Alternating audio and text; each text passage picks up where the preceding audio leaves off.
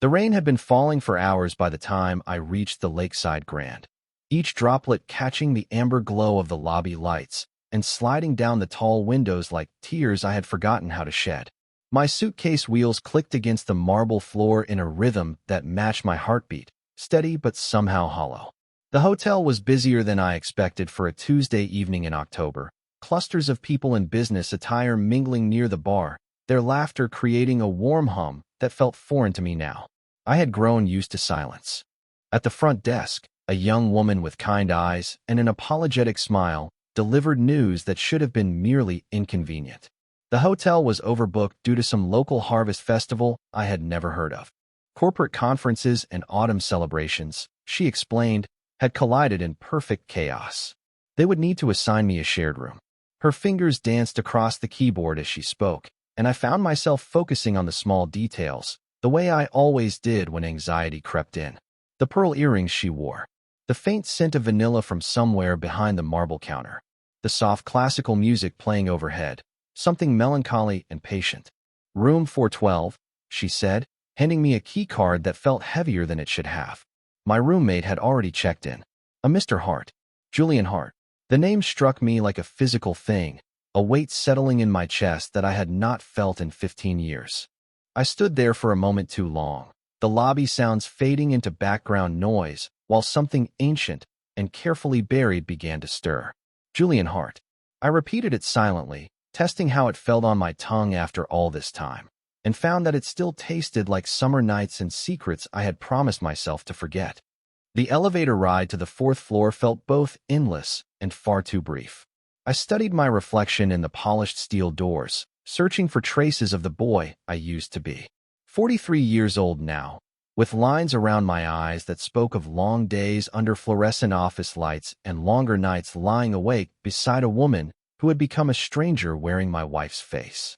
My hair, once thick and unruly, had thinned and grayed at the temples. My shoulders, once broad from years of running track, had softened into the comfortable surrender of middle age. I looked like what I had become, a man who sold things to other men in conference rooms, who drove a sensible sedan and mowed his lawn on Saturdays and had not surprised himself in decades.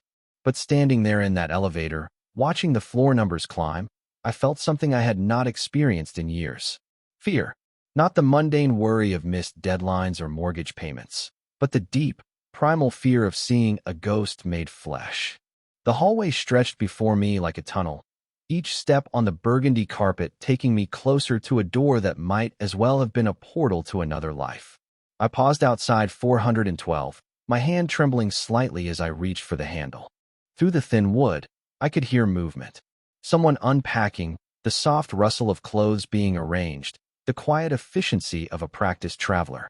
I took a breath, the kind you take before diving into cold water, and opened the door. He was there, standing near the single queen bed with his back to me, folding a navy sweater with the same careful precision I remembered from our shared dorm room during track camp. The years had been kind to Julian Hart. His shoulders still held that familiar set, straight and confident, though his hair had darkened from the sandy brown I remembered to something richer, touched with silver at the edges. He wore dark jeans and a white button-down shirt with the sleeves rolled up, exposing forearms that spoke of a life spent building things, creating with his hands. When he turned, the breath caught in my throat. His face had matured, the soft curves of youth replaced by clean lines and a jaw that spoke of quiet strength. But his eyes, those impossibly green eyes that had haunted more dreams than I cared to admit, remained exactly as I remembered them. They found mine across the small space, and in that moment, 15 years collapsed into nothing. The silence that followed was not empty but full, heavy with the weight of everything we had never said. I stood frozen in the doorway, my suitcase handle still gripped in my white-knuckled hand, while something deep inside my chest began to crack like ice in spring. He looked at me with an expression I could not quite read, something between surprise and inevitability, as if he had been waiting for this moment without knowing it would come. Then he spoke, his voice softer than I remembered, but unmistakably his. "I'm glad it's you," he said, and those 5 words landed in the space between us like stones dropped into still water, sending ripples through everything I thought I knew about my carefully constructed life. I nodded, not trusting my voice, and stepped into the room, letting the door close behind me with a soft click that sounded like a period at the end of a very long sentence. The sound of rain against the window filled the silence, steady and patient, as if the weather itself was giving us time to remember how to breathe in each other's presence. The room was small and warmly lit, with a single bed that dominated the space and a small sitting area near the window where two chairs faced each other across a round table. Julian had already claimed the side of the bed nearest the bathroom, his leather travel bag resting on the burgundy comforter with the kind of casual ownership that suggested he was comfortable with shared spaces, with the intimacy of strangers becoming something more than strangers. I set my suitcase down near the door and tried to summon the social graces that had carried me through 18 years of marriage and countless business dinners. "Julian," I said, finally finding my voice. "It's been a long time." He smiled then, a slow, careful expression that reached his eyes and made something in my chest flutter like a bird trying to escape. "Too long," he replied, and there was something in the way he said it that made me wonder if he, too, had spent years thinking about the summer when everything almost changed between us. I moved deeper into the room, hyper-aware of every sound I made, every breath I took. The carpet was thick beneath my feet, muffling my steps as I approached the window where rain continued to streak the glass, transforming the parking lot lights below into abstract art. Julian returned to his unpacking, giving me space while somehow making his presence known in every gesture, every quiet movement that spoke of a man who had learned to inhabit his own skin with grace. "How long has it been?" he asked without looking up from his suitcase, and I found myself counting backward through the years, through marriages and children and career changes and all the small deaths that make up a life lived in careful compromise. 15 years, I said. "Since graduation. Since the night we never talked about," he added quietly, and the words hung in the air between us like a confession neither of us was ready to examine too closely. I turned from the window to find him watching me, and for a moment, I was 17 again, standing in the shadows behind the gymnasium after a late track practice, my heart racing not from the run, but from the way Julian had looked at me when he thought no one was watching. That night, we had come so close to crossing a line that would have changed everything, and instead, we had pulled back, returned to our separate lives, and spent the remainder of senior year pretending that moment had never existed. Now, 26 years later, standing in a hotel room neither of us had chosen, with rain falling outside and the soft glow of bedside lamps creating an intimacy I had not experienced in years, I felt that same electric tension crackling in the air between us. Julian was still watching me, his expression open and patient, as if he understood that I needed time to remember who I used to be before I became who I was supposed to be. I cleared my throat and began unpacking my own suitcase, laying out clothes for the week with the methodical precision of a man who had learned to find comfort in routine. But even as I went through the familiar motions, I was acutely aware of Julian's presence, the way he moved through the small space with quiet confidence, the way his fingers brushed the fabric of each garment as he arranged it in the narrow closet we would share. The storm outside seemed to intensify, rain drumming against the window with increasing urgency, and I found myself grateful for the sound, for the way it filled the spaces between our careful words and gave us permission to exist in comfortable silence. This was not how I had imagined my week would begin, sharing a room with a ghost from my past. But as I hung my shirts beside Julian's in the small closet, our sleeves touching in a way that felt both accidental and inevitable, I realized that part of me, a part one had buried so deeply I had forgotten it existed, was grateful too.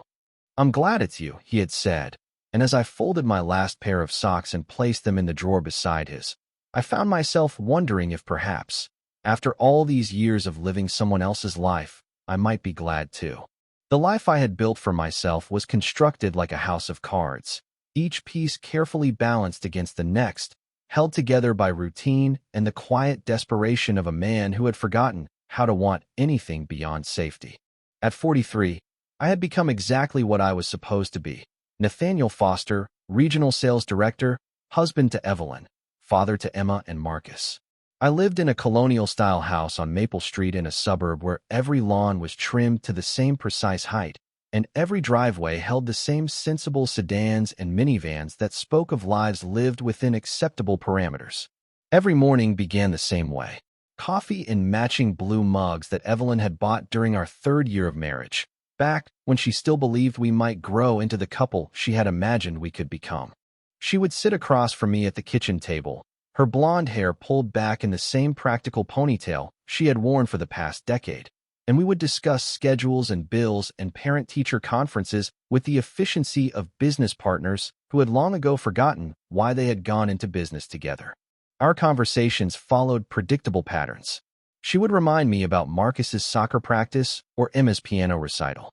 I would nod and make appropriate sounds of acknowledgement while my mind drifted to the day ahead, to client meetings and quarterly reports and the endless parade of fluorescent-lit conference rooms where I spent my days convincing other middle-aged men to buy products they probably did not need.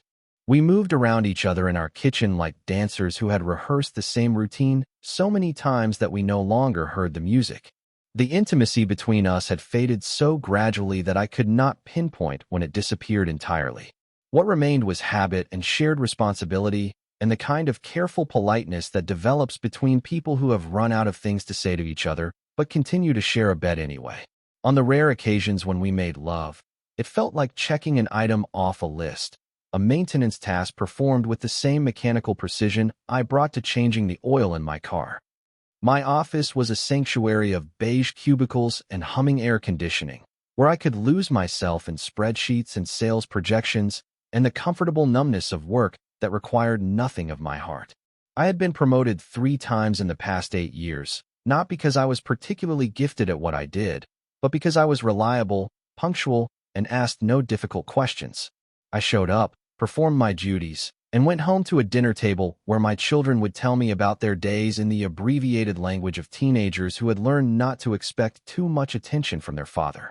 But there were moments, usually late at night when the house had settled into sleep and I lay staring at the ceiling beside Evelyn's quietly breathing form, when something would stir in me that felt dangerously like longing. It might be triggered by a song on the radio during my evening commute, something from the 80s that carried me back to a time when I had been young enough to believe that who I was and who I wanted to be might actually be the same person.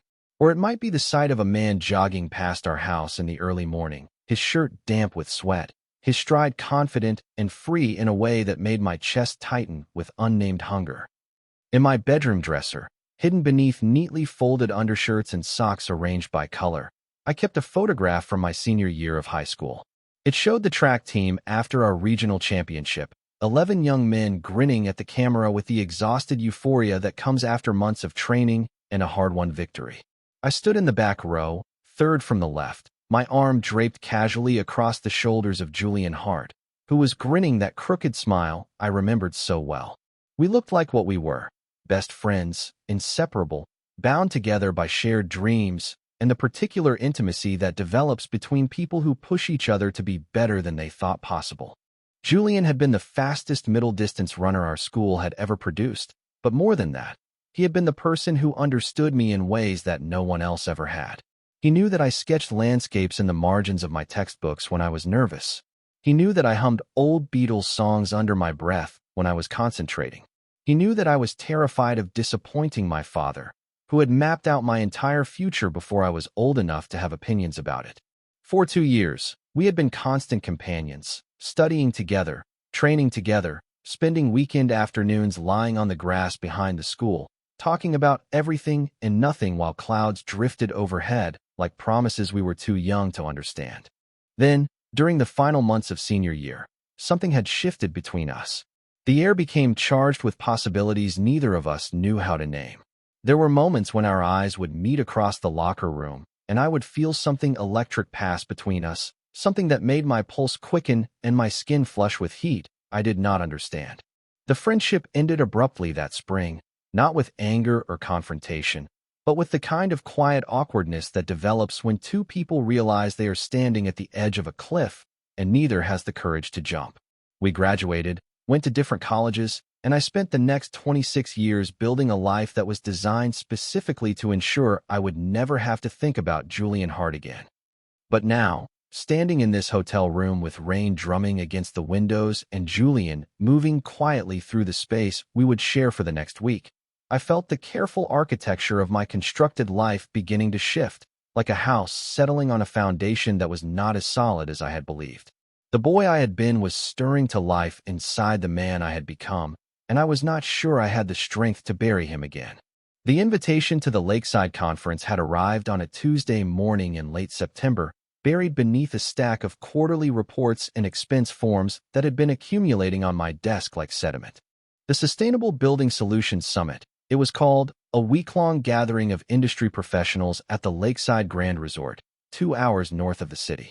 My supervisor, a perpetually harried man named Dennis who lived on coffee and antacids, had dropped the registration packet on my desk with the casual indifference of someone assigning a routine task.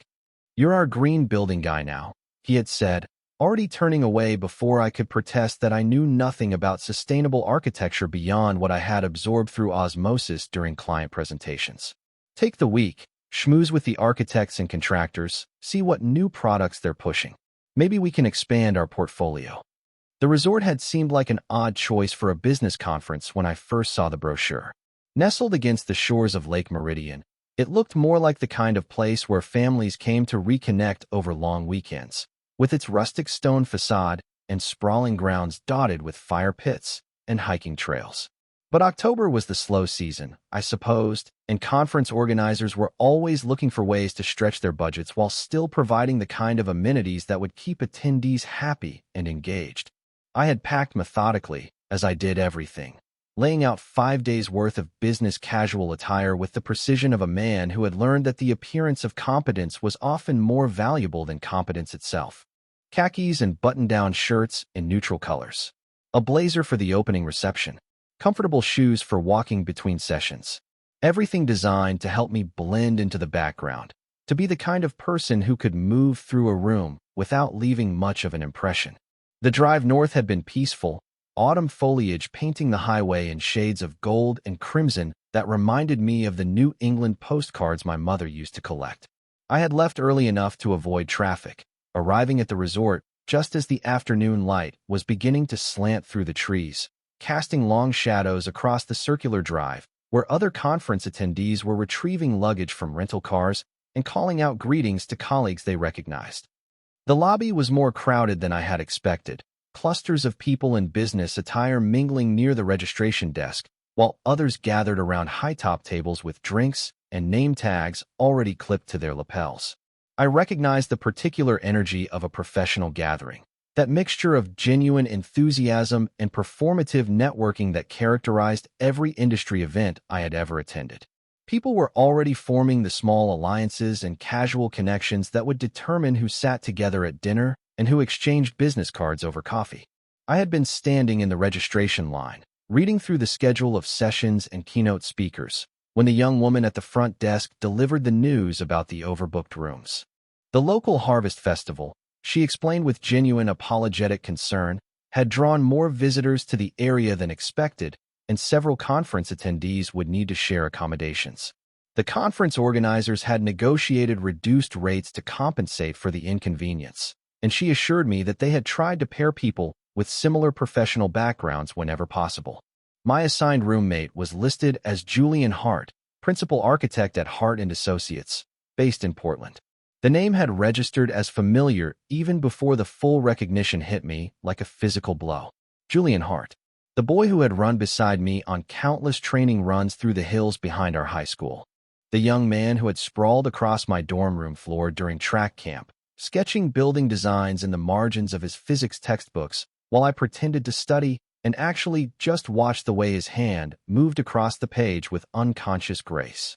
I had stood there in the lobby, holding the key card and the information packet, while other conference attendees moved around me in a blur of familiar professional choreography.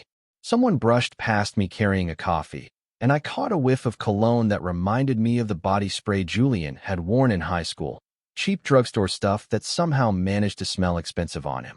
My hands had begun to shake, just slightly, the kind of tremor that comes with shock and recognition, and the sudden understanding that the careful distance I had maintained from my past was about to collapse entirely. The elevator ride to the fourth floor had passed in a haze of disbelief and anticipation. I found myself wondering what Julian looked like now, whether he had kept the lean runner's build we had both shared, whether his hair was still that sandy brown that caught the light when he laughed. I wondered if he would recognize me, if the years had changed me as much as I suspected they had, if the boy he had known was still visible beneath the layers of suburban respectability I had wrapped around myself like armor.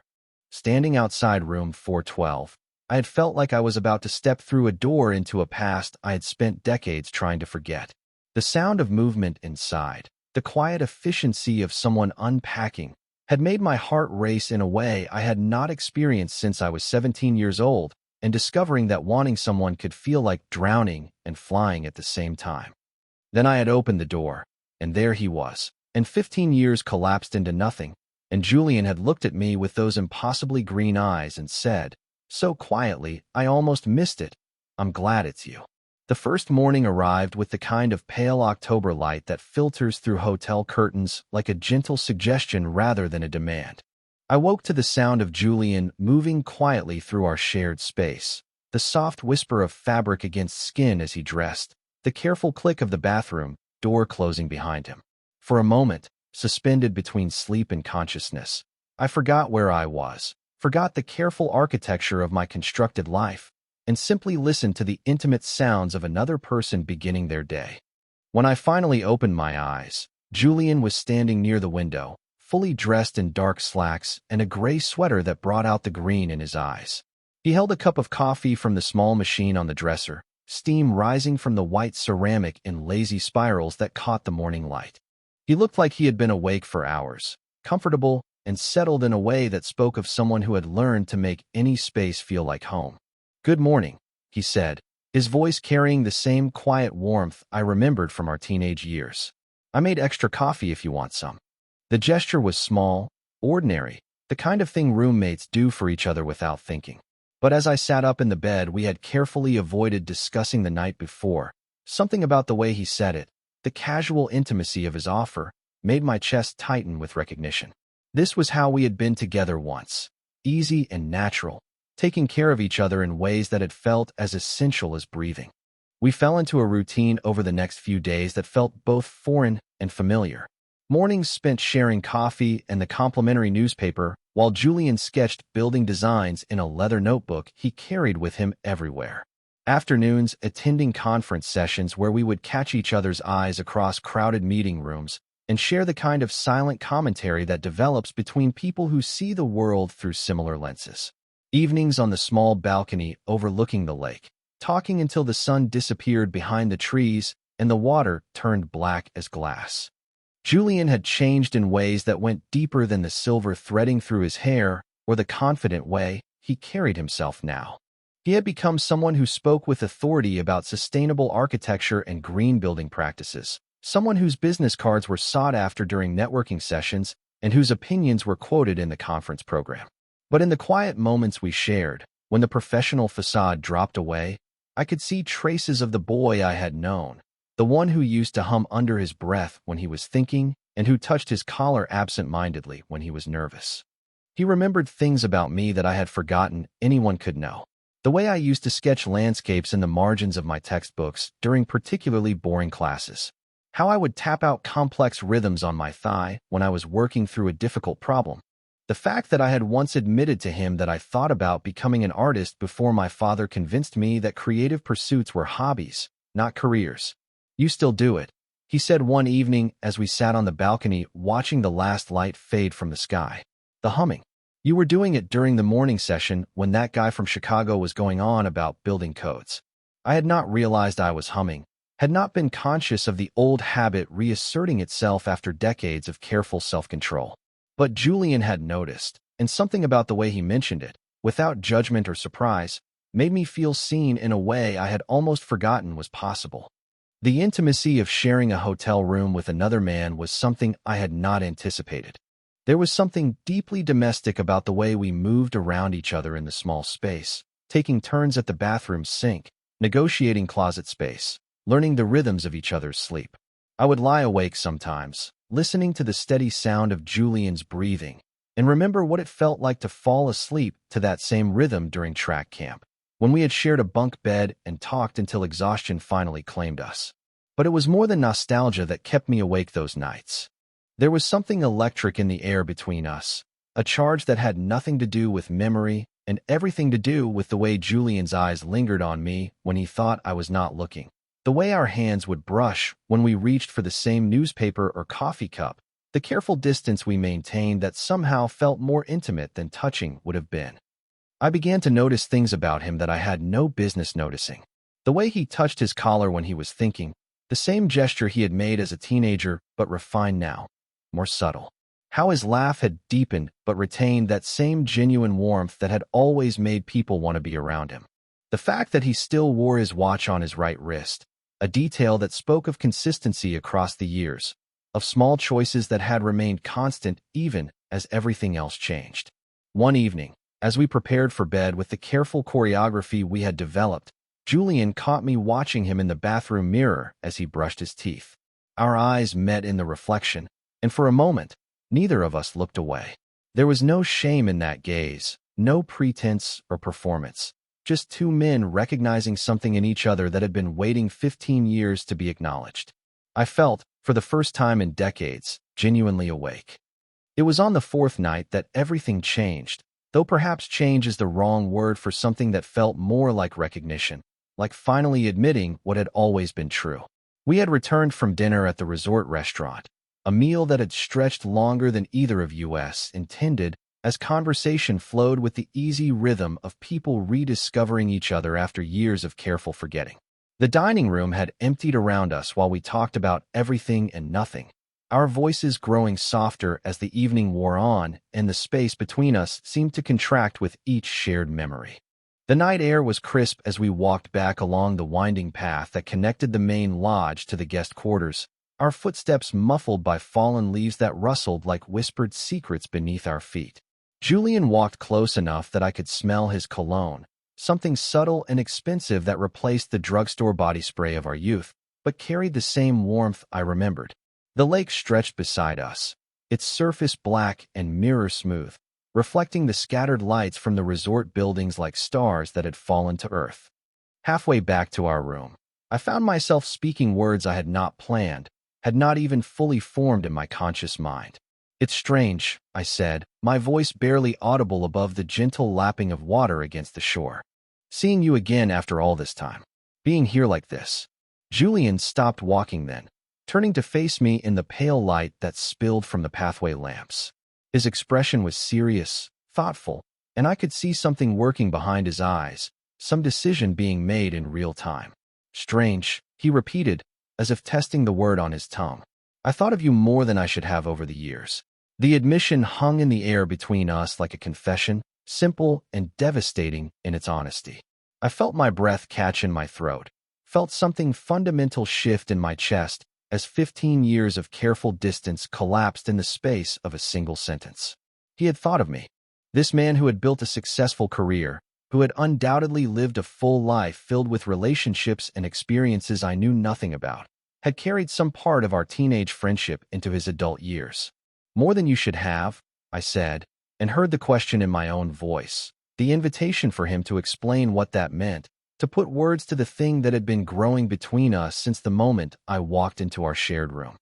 Julian moved closer then, close enough that I could see the fine lines around his eyes, the small scar above his left eyebrow that I remembered from a childhood accident involving a bicycle and poor judgment. His hand found mine in the space between us, his fingers intertwining with mine in a gesture so natural it felt like muscle memory, like something our bodies had been waiting 15 years to remember. "I never forgot," he said, his voice soft but steady. "That last night of senior year, behind the gymnasium after practice. How close we came to something that would have changed everything." The memory hit me like a physical blow, sudden and sharp and accompanied by a rush of sensation I had spent decades trying to forget. That night in May, when the air had been warm and thick with the promise of summer, when we had lingered after everyone else had gone home, stretching what should have been a simple goodbye into something that felt like the edge of a cliff. We had stood facing each other in the shadows cast by the building, our track bags at our feet, and I had seen something in Julian's eyes that matched the desperate wanting I had been carrying in my chest for months. We had almost kissed that night, had moved toward each other with the gravitational pull of planets, had come close enough that I could feel his breath on my face, could count his eyelashes in the dim light from the parking lot. But fear had won, as it always did, and we had pulled apart with the awkward laughter of teenage boys who had glimpsed something too large and terrifying to name. Now, standing by the lake with Julian's hand warm in mine, I felt that same magnetic pull, that same sense of standing at the edge of something that would change the fundamental shape of my life. But I was not 17 anymore, and the fear that had once seemed so overwhelming now felt small compared to the regret I had carried for 15 years. "I remember," I said, and my voice came out rougher than I intended, thick with emotion I had not allowed myself to feel in decades. Julian stepped closer, close enough that our bodies were almost touching, close enough that I could feel the heat radiating from his skin. His free hand came up to touch my face, fingers tracing the line of my jaw with the reverence of someone handling something precious and fragile. "We don't have to be afraid anymore," he said, and there was something in his voice that spoke of decisions made and bridges burned, and the kind of courage that comes from understanding that some opportunities do not come twice. When he kissed me, it was soft at first, tentative, a question posed in the language of touch. But when I responded, when I allowed myself to sink into the warmth and rightness of his mouth against mine, it became something deeper, more urgent, charged with 15 years of suppressed longing and the desperate relief of finally admitting what had always been true. We broke apart breathing hard, foreheads touching in the pale light from the pathway lamps. Around us, the night continued its quiet business, water lapping against the shore, leaves rustling in the gentle breeze, the distant sound of laughter from the main lodge. But in the small space we occupied, everything had shifted, realigned, become something entirely new while somehow feeling like coming home. The walk back to our room passed in a haze of heightened awareness. Every step weighted with the magnitude of what had just occurred between us.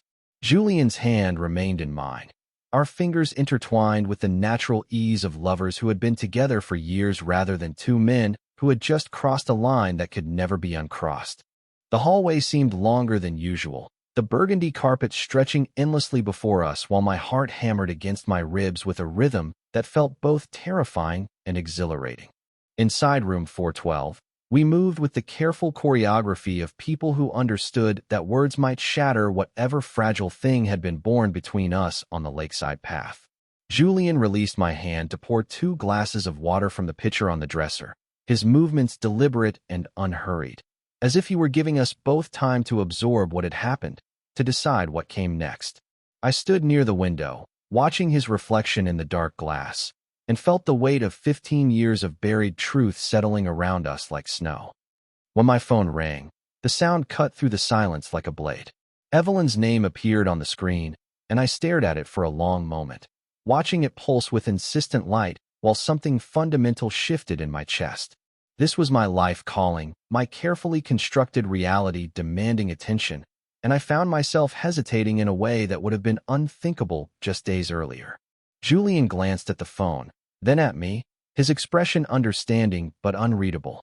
He turned away, giving me privacy for a conversation that suddenly felt like an act of betrayal against something I could not yet name. "Hi, honey," I said, and heard how the endearment caught in my throat, how it felt foreign on my tongue after what had just passed between Julian and me. Evelyn's voice carried across the miles with its familiar mixture of efficiency and mild irritation. "You didn't call yesterday," she said. "Marcus wanted to tell you about his soccer game. They won 3-2.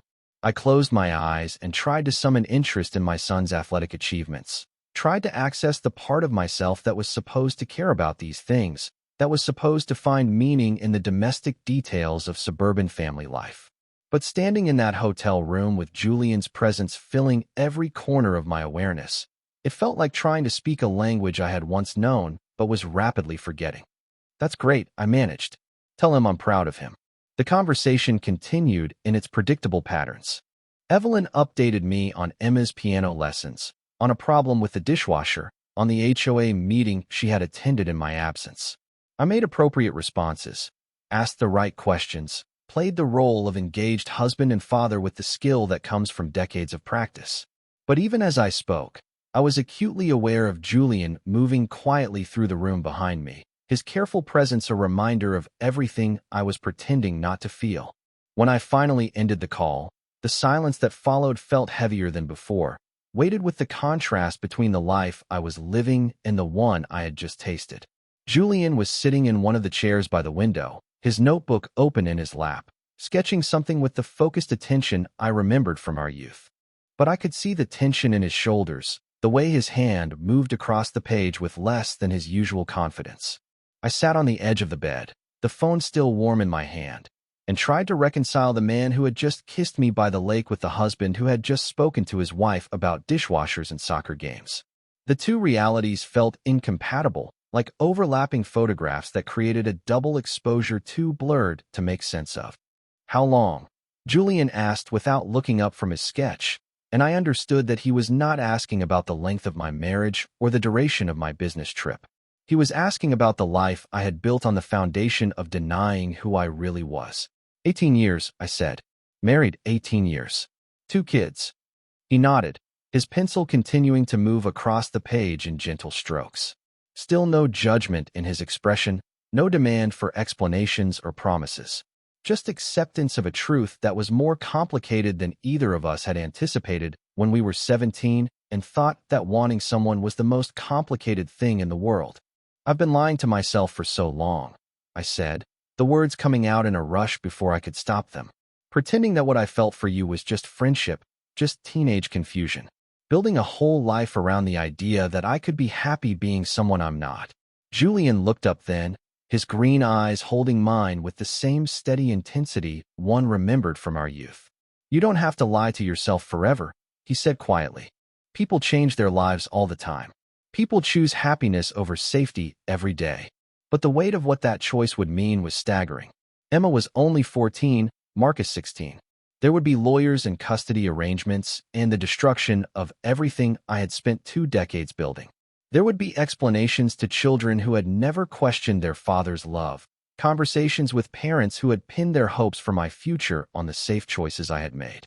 There would be the practical matter of disentangling a life that had grown roots in every direction, financial obligations and social connections, and the 1,000 small ties that bind a person to their constructed identity. "I'm terrified," I admitted, and felt the truth of it settle in my bones like winter. Julian closed his notebook and moved to sit beside me on the bed, close enough that our knees touched, close enough that I could feel the warmth radiating from his body. He took my hand in both of his, holding it like something precious and breakable. "I know," he said, "but you're also alive in a way you haven't been in years. I can see it in your eyes, in the way you move. This is who you really are, Nathaniel. This is who you've always been." Outside, the night continued its quiet business while inside our small room, I sat on the edge of the most important decision of my life. The decision came not in a moment of dramatic revelation, but in the quiet hours before dawn, when the world was suspended between night and morning, and I lay listening to Julian's steady breathing beside me. We had fallen asleep fully clothed on top of the covers, my hand still resting in his. Our bodies curved toward each other with the instinctive magnetism of people who had found their way home after decades of wandering in the wrong direction. I had not slept deeply, my mind churning through possibilities and consequences with the relentless efficiency of a machine designed to solve problems that had no clean solutions. But somewhere in those dark hours, between the rise and fall of Julian's chest and the soft sound of rain beginning again against the window, I felt something settle inside me, a kind of peace that came not from knowing what would happen next, but from finally understanding who I had always been. When the first pale light began to filter through the curtains, I slipped quietly from the bed and began to pack my suitcase with the same methodical precision I brought to everything else, folding each shirt and pair of pants as if the act of creating order in my luggage could somehow prepare me for the chaos I was about to unleash in my life. Julian stirred but did not wake, and I was grateful for the solitude, for the chance to perform this final ritual of my old life without having to explain what I was not yet ready to put into words. At the small desk near the window, I found a piece of hotel stationery and wrote 7 words that felt both insufficient and complete. Thank you for reminding me who I am. My handwriting looked different somehow, less controlled than usual, as if even my penmanship understood that something fundamental had shifted in the night. I folded the note carefully and placed it on Julian's pillow, close enough to his sleeping face that he would see it immediately upon waking. The drive home passed in a blur of autumn landscape and internal monologue, my hands steady on the wheel while my mind rehearsed conversations I had never imagined having. By the time I pulled into my driveway, the sun was fully up and casting long shadows across the perfectly maintained lawn that had once seemed like an achievement and now felt like a monument to everything I had pretended to want. Inside, the house held the particular silence of early morning in suburbia, that suspended quality that comes before the day officially begins and everyone retreats into their separate routines. Evelyn was still asleep upstairs, her breathing as predictable as everything else in our carefully ordered life. Emma and Marcus would not wake for another hour, would stumble downstairs in their pajamas expecting the same breakfast routine that had played out every morning for years. I stood in our kitchen, surrounded by the artifacts of domestic normalcy, and felt like an archaeologist examining the remnants of a civilization he no longer understood. The matching blue coffee mugs seemed like relics from another era.